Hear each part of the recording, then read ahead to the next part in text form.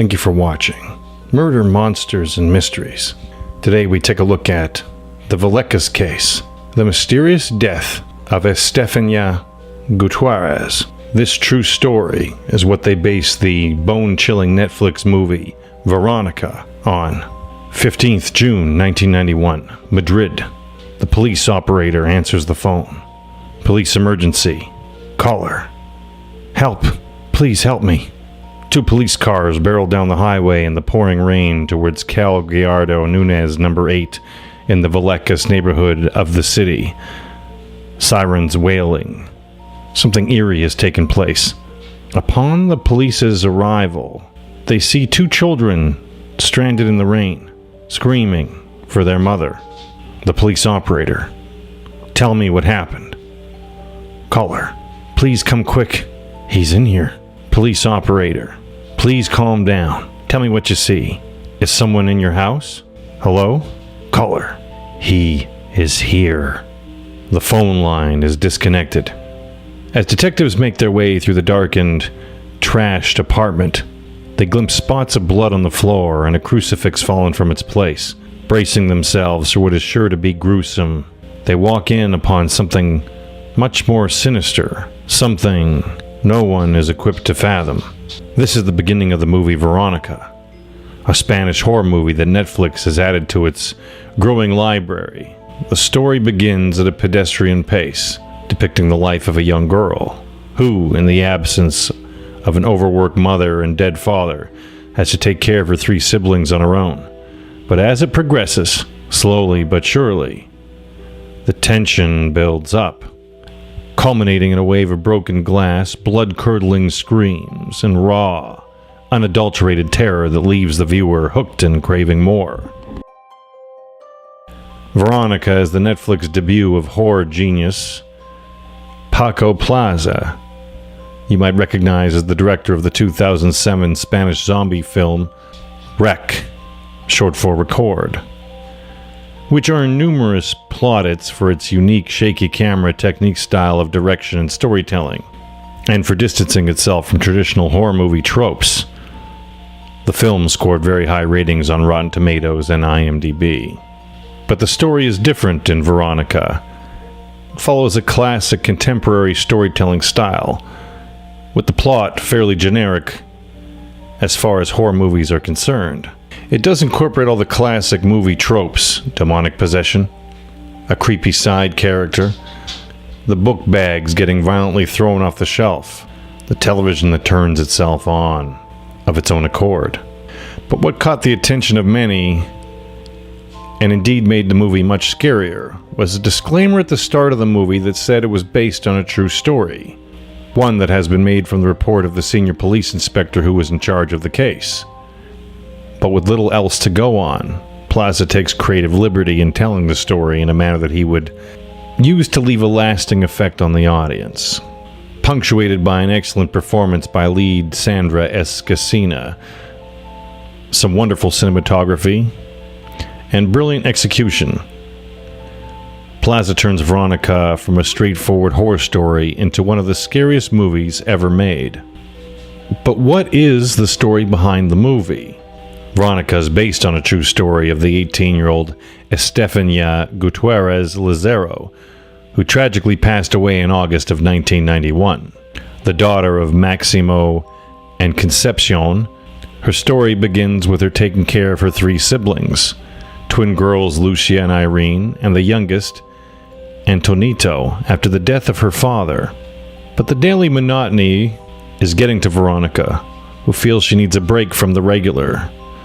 Well, the movie suggests that Estefania has lost her father.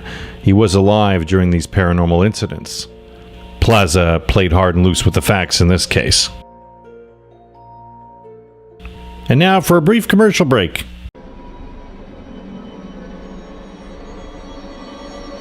I'm telling you, something is going on. Calm down. Let's think about this rationally.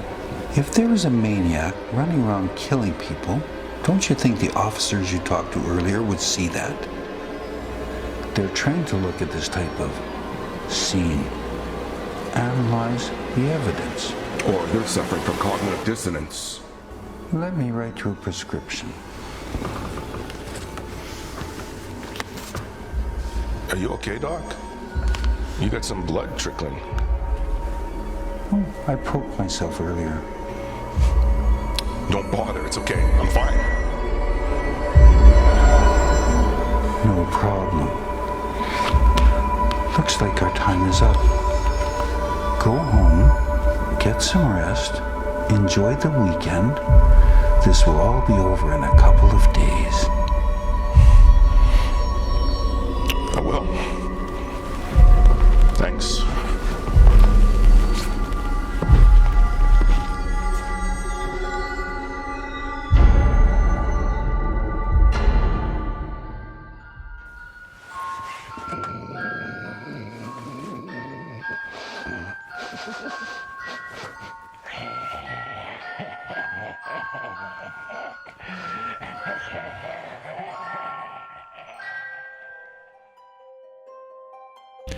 People mourn in different ways, and as teenagers are wont to do, Estefania is seen calling up two of her friends, Rosa and Diana, so the trio can mess around with a Ouija board.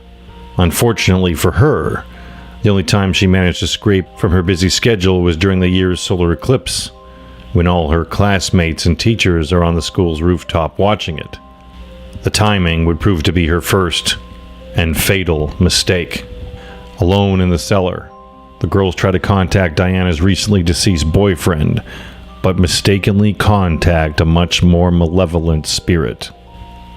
A teacher catches and interrupts them mid-seance, ripping apart the board and breaking the tall glass that the girls had been using as a planchette.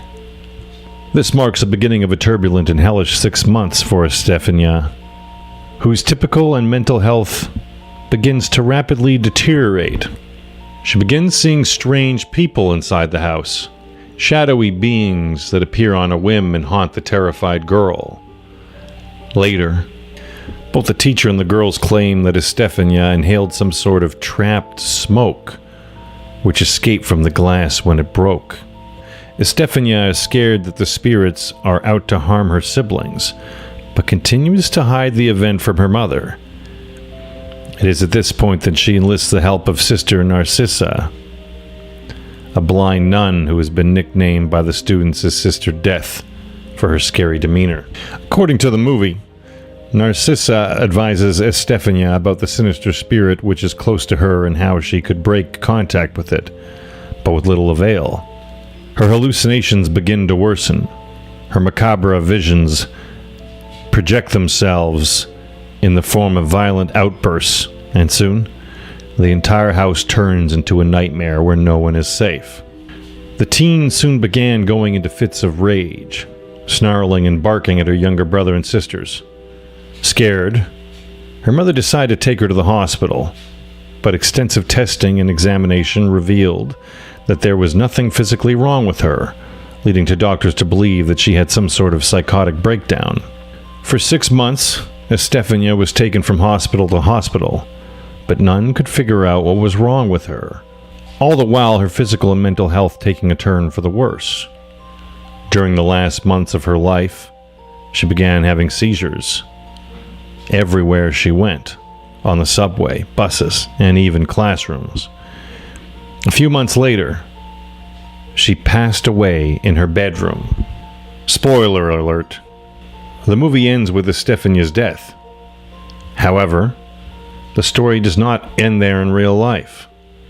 According to one file reported by the Spanish Corp of Policia Nacional and witnesses to numerous supernatural events at Estefania's house, the paranormal activity only got worse after her death. At Cal Gerardo Núñez No. 8, all was not well. Her parents began experiencing the same supernatural phenomenon that plagued their daughter. The doors slammed on their own volition. Electric appliances had a mind of their own. Faint whispers echoed through the rooms, and shadowy monstrosities plagued their residence. Unable to take any more and desperate for help, the couple called the Vallecas police and informed them of the happenings in their home. Inspector Jose Negri takes up the case. assembling a small squad of police officers and detectives to help the family deal with what was believed to be an intruder in their home.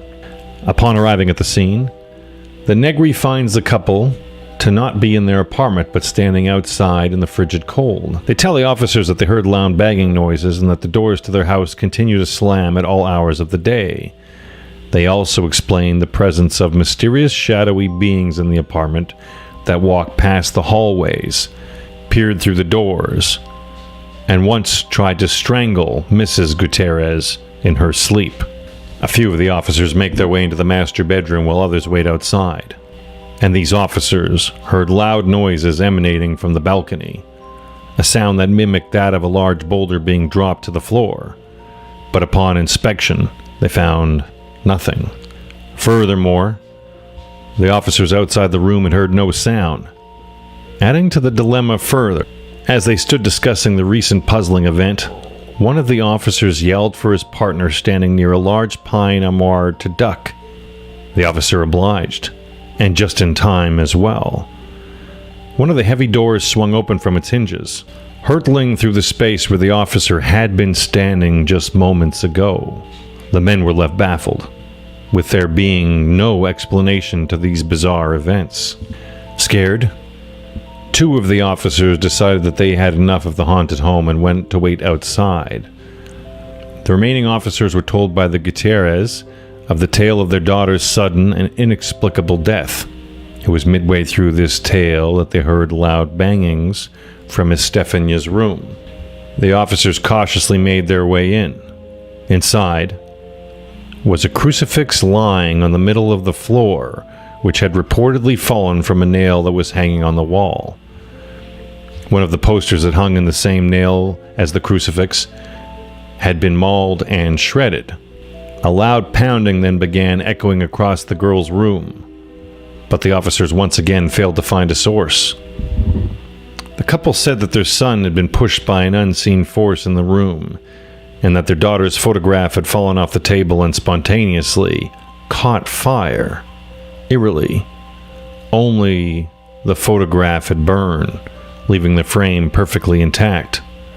Outside the bedroom, there was unimaginable goo on some of the furniture.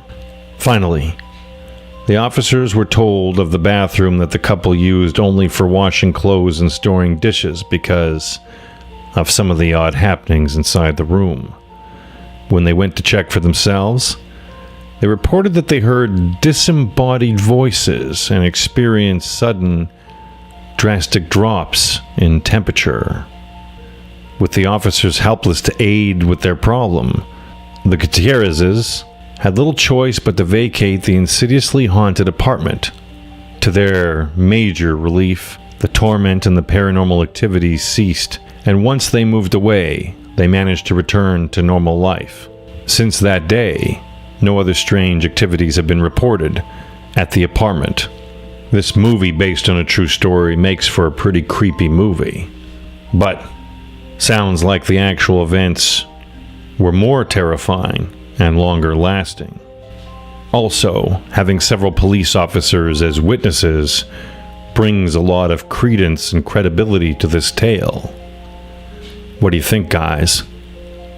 Is this a true story of a young woman being murdered by entities that she summoned herself? Thank you for watching Murder, Monsters, and Mysteries. If you enjoyed today's video, please like and subscribe, as we'll be uploading more regularly.